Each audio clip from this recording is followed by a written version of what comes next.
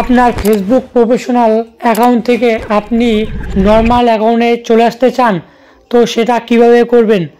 তো সেটা করার জন্য অবশ্যই আপনার যেভাবে আপনি প্রফেশনাল অন করেছিলেন, তো সেই একইভাবে আপনাকে সেই কাজটা করতে হবে।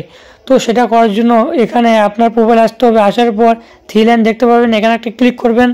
তো করার পর এখানে আসে টার্ন অফ প্রফেশনাল মোড বলে একটা অপশন দেখতে পারবেন। তো এখানে একটা ক্লিক করতে হবে।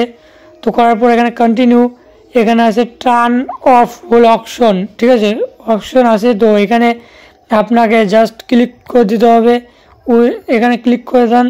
তো আপনার এখানে রিভিউ অ্যান্ড ডান, তো এখানে ক্লিক করেন। এখানে আবার সিম্পলি ক্যান্সেল করে দেন। এখানে ব্যাক করে দেন। তো ব্যাক করে আবার রিফ্রেশ করে আবার আপনার অ্যাকাউন্টে চলে যান। তো আমি এখানে চলে যাচ্ছি। তো এই যে এখন রিফ্রেশ করে দেন। তো দেখুন আগের পুনরায় আগের অ্যাকাউন্টে চলে আসছে।